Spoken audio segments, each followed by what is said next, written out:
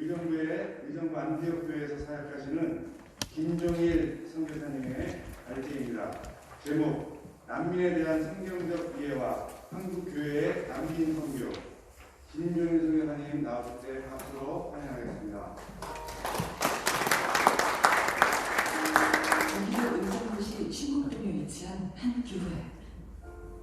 허름해 보이는 아파트 상가 지하에 자리 잡은 이 교회는 외국인 노동자들을 대상으로 선교 사역을 감당하고 있는 안디옥 열방교회입니다. 저는 터키에서 한 17년 정도 이제 일하다가 다시 이제 한국에 와서 10년째 사역을 현재 하고 있습니다. 의정부를 중심으로 이제 흩어져 있는 터키 무슬림 근로자들을 우리가 이제 모아가지고 전도하고 또 주일날 예배하고 또 이제 그 중에서 관심 있는 자들을 세례를 주고 이제 일을 마치고 돌아가는 그런 상황 속에서 파송하는 그런 시스템을 가지고 이 사역을 같이 해오고 있습니다. 매주일 예배에 참여하는 인원은 40여 명. 그것도 모두 터키어를 주로 사용하는 무슬림 근로자입니다. 우리가 직접 해외에 나가서 하는 선교도 중요하지만 안디옥 열방교회는 한국에 온 무슬림 근로자들이 주님을 만나 모국으로 돌아갔을 때 현지 선교사로 활동할 수 있도록 예수 그리스도를 전하는 일에 힘쓰고 있습니다. 현지에서만 그렇게 오랫동안 사역을 하다 보니까 현지만이 중요한 줄 알았고 한국에 대한 사실 마음이 별로 없었는데 기도하는 가운데 이렇게 많은 외국인이 한국에 와 있다는 것을 그때서야 제가 보게 되었습니다. 의료 이제 봉사도 있고요, 또 이민원 봉사도 있고요, 또 아프면 병원에 데려가기도 하고 손과 발이 되어준 거죠. 그러다 보면 이제 그들이 감사하게 되고 우리가 가지고 있는 신앙에 대해서 좀 생각을 하게 되는 가운데 성령께서 이제 역사하시는 거죠. 아무래도 이제 그들이 갖고 있는 그 이슬람 신앙이 기독교 신앙을 아주 적극적으로 막고 있다고 저는 이제 생각을 해요. 그런 가운데서도 지금까지 26명의 세례를 받았다는 것이 저희들이 큰 혐오예요. 하지만 성도들 모두가 외국인 이슬람 근로자이자 불신자로 시작한 교회이기에 재정적으로 자립하지 못하고 목회자의 생활뿐 아니라 다양한 사역을 감당하는데도 큰 어려움을 겪고 있습니다. 저희는 사회 구호단체는 아니에요. 그러나 정말 다른 것이 하나 있다면 저희는 교회라는 거죠. 예수 그리스도의 복음을 전하지 않는다면 사회 구호단체와 전혀 다를 바가 없어요. 또 같이 일할 수 있는 교회들이 좀 더 있었으면 좋은데 그런 교회들이 좀 부족하다 보니까 이제는 한국 교회가 이주민들과 또 근로자들을 이 땅에 들어와 있는 외국인들을 향해서 이제는 관심을 가질 때고 이제는 다가가야 될 때고 그걸 위해서 함께 다 같이 기도했으면 좋겠습니다. 한 영혼을 사랑하신 예수님의 마음으로 외국인 근로자들을 돕는 안디옥 열방교회, 그리고 김효셉 목사의 사역을 통해 땅끝까지 복음을 전하라고 하신 주님의 사명이 성취되길 기도합니다.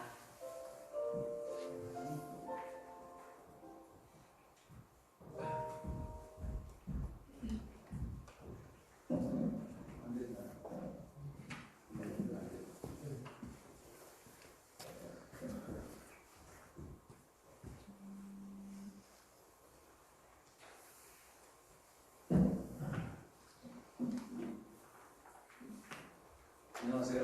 김종일 선교사입니다. 이름이 하도 많아가지고 내가 요즘 무슨 이름을 사용하고 있지라고 할 정도로 이슬람권에서 사역하는 사람들의 그 공통점이 자꾸 이름을 좀 바꾸기도 하는데 현재만 제 잘못이 아닙니다.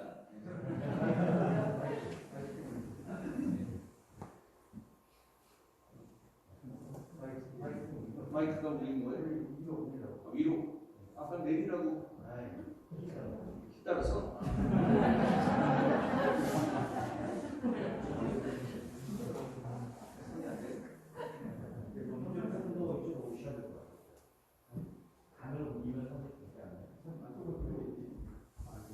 아, 그럴까요? 글로 가서 할까요? 이거 카메라가 있어요. 아, 카메라?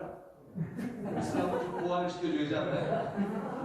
아, 참, 거기서 유튜브에서 보니까. 그냥 해야겠네. 그러면 이걸 주십시오. 이름을 하도 많이 바꾸니까 이제 더 이상 바꿀 게 없어가지고 빨주노초 파남보로 해가지고 이제 제 남은 은퇴까지는 빨주노초 파남보로 1년에 난민에 대해서 먼저 말씀을 드리고자 하는데, 제 딸이 지금 유엔 난민기구에서 근무를 해요.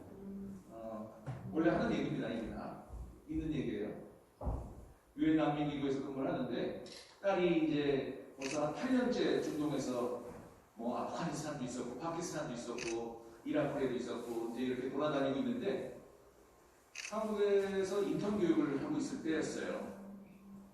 아마 한 달 정도를 받고 있는데 너무 열심히 그냥 왔다 갔다 하고 아침 일찍 나가서 저녁 늦게까지 들어오고 이런 모습이 대견스러웠는데, 와서는 그렇게 아빠 엄마를 피곤한 그 몸에도 막 신이 나가지고 막 난민에 대해서 이런 얘기 저런 얘기 겪은 그 교육 얘기도 하고 막 이래서 처음에는 저희도 이제 같이 들어주고 했는데, 이 아빠인 제가 가만히 보니까 난민은 좋다고 나가서 섬기는 모습은 참 아름다웠는데, 자기 집안 청소도 안 하고 자기 방 정리도 안 하고 엄마를 도와서 설거지도 안 하고 아무것도 안 하면서 그렇게 난민 좋다고 아침 일찍 나가서 저녁에 들어와서 그 얘기하니까 제가 얄밉다는 생각이 드는 거예요. 그래서 한 번은 벼르고 있다가 너 거기 좀 앉아봐.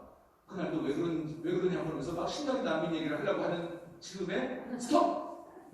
너 오늘부터 네 엄마 아빠를 난민으로 좀 생각해라. 그래야지만 엄마 아빠를 도와서 뭔가를 좀 섬기고 집안에서 좀 정리를 할 거 아니에요.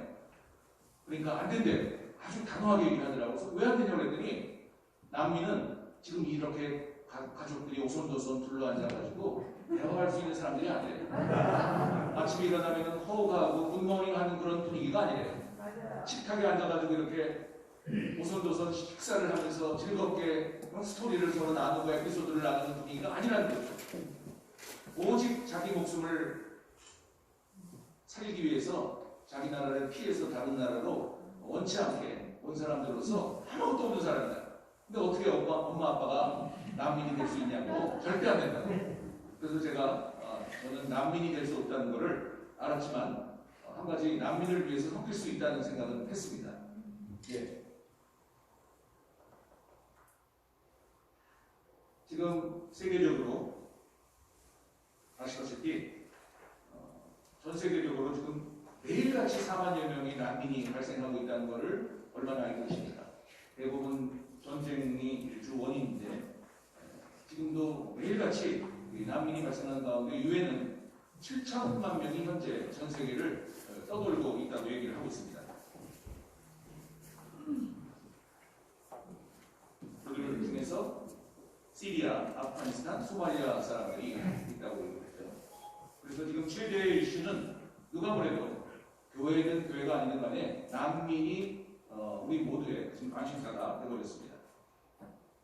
자, 그러면 우리가 오늘 이 발제를 통해서 이런 무슬림, 주로 이제 난민들이 무슬림이 많은데, 이 무슬림과 난민을 향한 하나님의 계획을 성경적으로 좀 제가 연구를 해가지고 논문 발표를 한 적이 있는데, 한번 너무나 많이 알려진 말씀이긴 하지만 한번 보도록 하겠습니다. 누가복음 10장에서 율법교사가 예수님께 묻죠.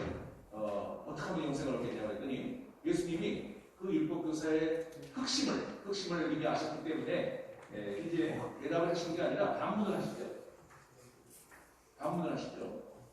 네가 그렇게 잘하는 율법에는 뭐라고 되어 있느냐? 그랬더니 아주 신나게 외워가지고 맨날 외우고 있는 거죠. 율법교사니까. 그래서 마음과 목숨과 힘과 뜻을 다해서 주 하나님을 사랑하고 이웃을 내 몸같이 사랑하라 하였나이다. 이렇게 얘기하니까 아주 의미양하게 얘기하니까 예수님이 전복을 찌르신 말씀하세요. 대답은 정말 잘했구나. 대답은 정말 잘했는데 일을 행하라. 가장 중요하고 저한테도 좀 찔리는 말씀이에요. 일을 행하라. 그래야 살리리라고 아주 간단하게 대답을 해버리시니까 이 율법교사가 이제 다른 또 돌파구를 찾다가, 그럼 이웃이 누굽니까? 이웃이 누굽니까? 라는 질문을 하죠. 그러니까 예수님이 찌찌찌찌 하셨겠죠. 그리고 늘 믿음이 없는, 또 이해가 안 되는 사람들을 향해서 비유를 사용하듯이 이번에도 선한 사마리아인의 그런 비유를 통해서 말씀하십니다. 이 예루살렘에서 여기로 내려가는 강도를 만나는데, 이 강도들이 그 사람을 아주 혹독하게 거의 죽게 만들어 놓고 다 가버렸죠. 세 사람이 등장을 하죠. 세 사람이 등장을 하는데, 메이드 인 차이나 아닌가요? 아니, 하나 넘겨주세요. 내가 다음 이게 아주 쉽더라고요. 그래서 제가 좀 해보려고 했는데 다음 유튜브 보신 분들한테 죄송합니다. 손으로도 안 돼? 화면으로? 이거 다음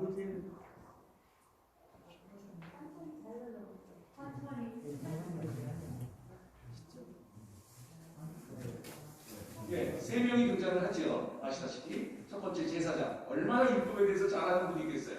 근데 이 제사장이 지나가다가 자기 동족이잖아요. 유대인이. 그래서 죽어가는 걸 보고 저는 충격을 받았어요. 보고 피하여 지나가. 두 번째, 레위인. 제사장 못지않게 율법에 정통한 사람 아니겠어요? 보고 피하여 지나가. 두 사람이 똑같이 동족인 자기 유대인 중에 한 사람이 그렇게 죽어가는 모습을 보고도 피하여 지나갔다고 얘기하는데, 세 번째 등장하는 사람이 이제 사마리아인인데, 여러분 그 당시에 사마리아인은 유대인으로부터 인간 이하의 취급을 받던 사람이었어요. 정말 비인격적인 태도와 상종도 안 하려고 하는 그런 상황이었잖아요. 근데 이 사마리아인이 가다 보니까 유대인이라는 걸 모르겠어요.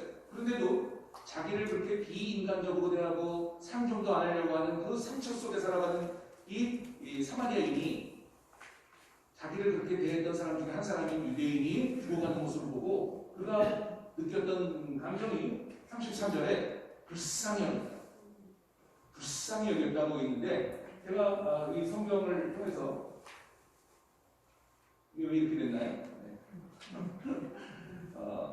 킹 제임스 버전에 불쌍히 여겼다는 버전을 보니까 had compassion이라는 단어가 나오는데, 제가 이제 좀 호기심을 갖고 킹 제임스 버전 전체 검색을 했더니 compassion이 전체적으로 10군데가 나와요. 이 compassion 단어를 쓰는 데가. 근데 이 compassion의 공통점이 뭐냐면 하나님이 인간을 불쌍히 여기셔서 예수 그리스도를 보냈던 그 사랑의 compassion이더라. 전부 불쌍히 여겼다는 마음이 하나님이 인간을 생각하는 그 마음이더라고요. 그런데 오늘 자기를 인간 이하로 취급하는 저 유대인을 향해서 이 사마리아인이 느꼈던 감정이 컴패션이에요. 저는 사실 좀 놀랐어요. 컴패션. 자, 이게 왜 이렇게 나름대로 긍정적으로 일을 잘 다루는 사람인데, 자, 액션이 있죠. 보고 피해서 지나가는 것이 아니라 이 사마리아인은 어떻게 했습니까? 가까이 갔어요. 그리고 기름과 포도주가 얼마나 그에게 중요한 것이겠습니까? 그것을 보았어요. 그리고 자기 질생에 태웠다는 얘기는 자기는 또한 필에 여분의 동물을 가지고 갔을까요? 그렇지 않죠. 자기는 내려서 그 환자를 태웠다는 의미입니다. 그리고 돌보아주었습니다. 그리고 이튿날에 주막에 두 데나리온 10만 원 정도의 우리나라 돈을 주면서 돌봐달라고 당부를 합니다. 비용이 더 들면 돌아올 때 갚겠다고 보증까지 씁니다. 걱정하지 말고 내가 갚겠다고. 간단한 얘기가 여기서 끝났는데 율법교사에게 예수님이 웃습니다. 네 생각에는 제사장과 레위인과 사마리아인 3명이 나오는데, 자, 누가 네 이웃이 되겠느냐? 이렇게 물어보니까 강도하는 자에 누가 이웃이 되겠냐고 물어보니까 이 율법교사가 달리 피할 대답이 없었죠. 자비를 베푼 자니이다. 즉 불쌍히 여긴 자니이다. 즉 컴패션의 사랑을 가진 자니이다 라고 대답합니다. 그랬더니 예수님이 아주 간단하게 대답을 하시면서 마무리를 하시죠. 가서 너도 이와 같이 하라. 가서 너도 불쌍히 여겨라. 컴패션의 마음을 가지고 다가가라고 오늘 말씀하시는 것입니다. 우리는 그동안 이웃에 대한 생각을 가지고 있었던 생각이 정말 올바른지를 한번 생각해 봤습니다. 이웃이면 당연히 우리가 돕고 그리스도의 사랑을 가지고 접근해야 된다는 것은 당연하지만, 과연 그가 내 이웃이냐 아니냐를 가늠하는데 오히려 시간을 끌었습니다. 일본인이 우리 이웃인지, 저 북한 사람들이 우리 이웃인지 아닌지, 무슬림인, 유슬림인, 난민이 이웃이냐 아니냐, 이웃이면 돕겠다는 거죠. 근데 이웃이 아니면 안 돕겠다는 그런 마음이 우리에게 솔직하게 있었습니다. 그러나 오늘 주님께서 하시는 이 말씀은 그런 게 아니라는 것을 깨닫게 됩니다. 그가 난민이든 무슬림이든 북한 사람이든 어떠한 누구든 간에 정말 죽어가는 불쌍한 그런 처지에서 우리의 도움을 필요로 한다면 네가 한국의 이웃이 되어주라는 것입니다. 그렇게 이웃이냐 아니냐를 측정할 만한 상황이 아니라는 것입니다. 우리의 도움이 너무 필요하면 그가 바로 나의 이웃이라는 것입니다. 그리고 당신이 바로 그의 이웃이 되어주라는 것입니다. 오늘 무슬림과 난민을 향해서 주님께서 얘기하시는 말씀은 이것 외에도 성경은 구구절절이 다 연결이 됩니다. 이 주민도 포함된다고 보고 있습니다. 결국 무슬림과 난민 또 이주민도 마찬가지겠지만 주님이 이 땅에 들어온 250만, 30만의 무슬림, 7만여 명의 난민들을 향해서 우리가 받기를 원하는 마음은 컴패션의 마음을 갖고 다가가는 것입니다. 그렇게 살라고 하시는 것입니다. 그래서 오늘 주님께서 주시고자 하는 그 말씀은 컴패션의 마음을 기억해 주셨으면 좋겠습니다.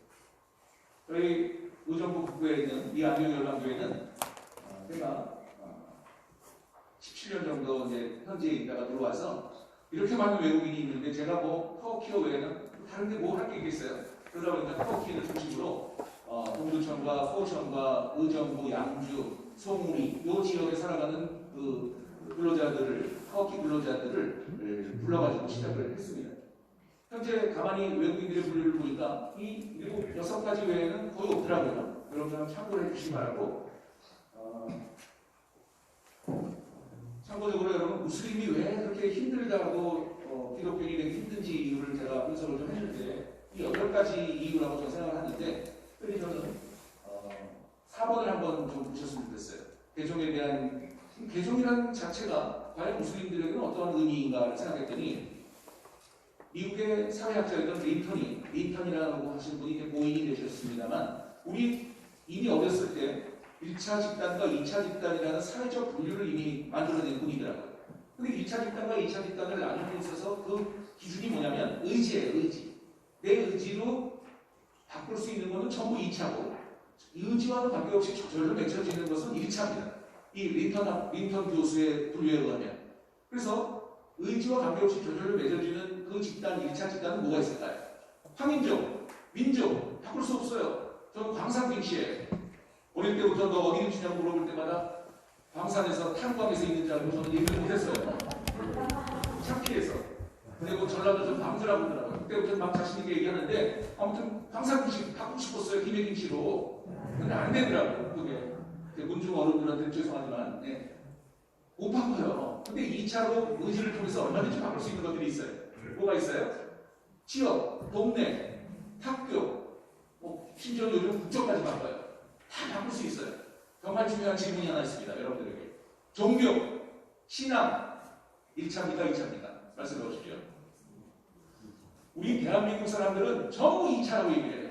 왜? 대중이 이렇게 간다니까. 저도 사형리를 통해서 대학교 1학년 때 1980년도에 번 남았네. 내 나이가 조금 나왔어요. 1980년도에 저도 종교가 없다가 주님을 믿게 됐어요. 다 종교는 그래서 2차로 생각해요. 대한민국은.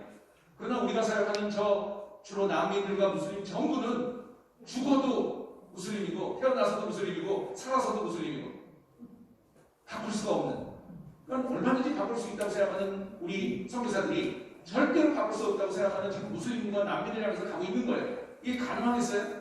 불가능하다고 생각해요. 저는. 근데 가능해요. 너무 많은 부흥의 역사가 주변에 일어나고 있어요. 그 답은 뭐예요? 하나밖에 없어요. 뭐예요? 성령의 역사라는 거예요. 성령의 역사라는 거예요. 시간이 3분밖에 안 남았다고 하는데 저한테 이게 어드밴티지 타임을 줘야 되는데 이게 기계가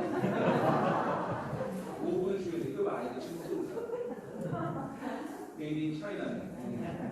이거 안 넘어가네. 이거 넘어가도 돼요. 저한테 막 이런 일이 생기죠? 범사에 감사. 네.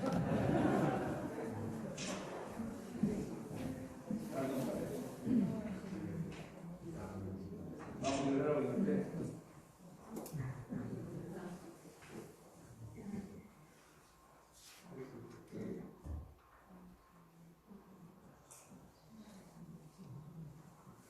시간 굉장히 출제하고 있는 사람인데 어드밴티지 때문에 이해할 수 있는데요. 네.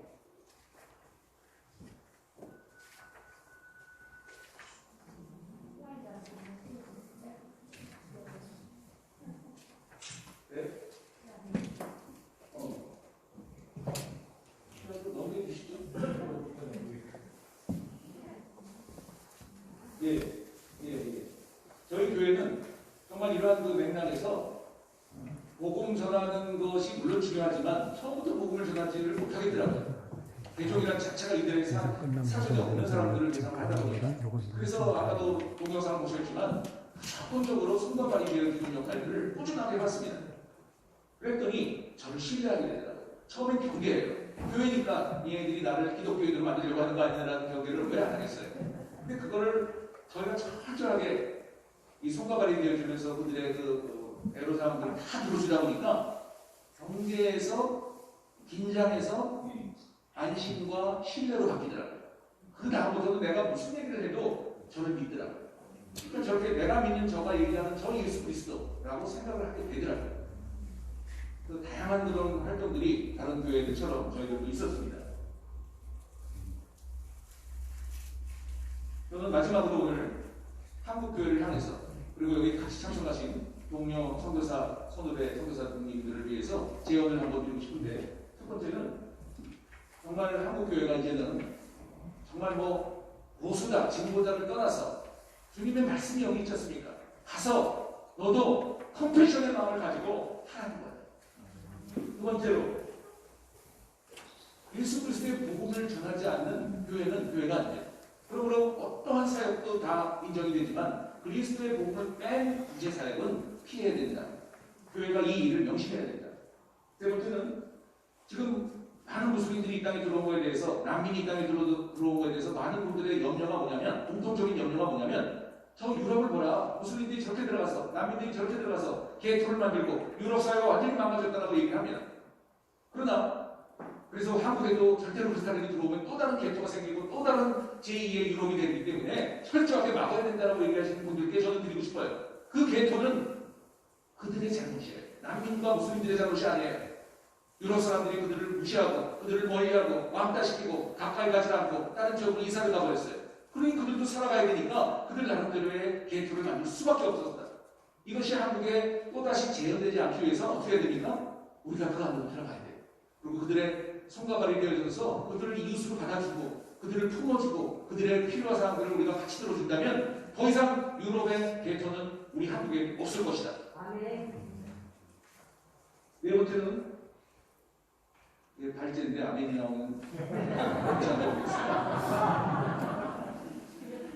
그래서 이제는 교회는 선택이 아니라 선교로서 이제 매진해야 된다. 그리고 아까도 이용공 전 회장님이 말씀하셨지만 정말 자문학권에서도 타고났던 사역의 기회를 허락하신 분이 하나님 아니신가요? 이제 그 이웃으로 살아가는 수많은 250만의 이주민과 30만의 무슬림과 7만여 명의 난민들을 지금 우리를 가만히 두고 더 이상 이제 해외에서 죄송합니다만 더 이상 할 일 없는 선교사들이 좀 들어왔으면 좋겠어요. 이제는. 그래서 한국 교회를 좀 섬겼으면 좋겠어요. 감사합니다.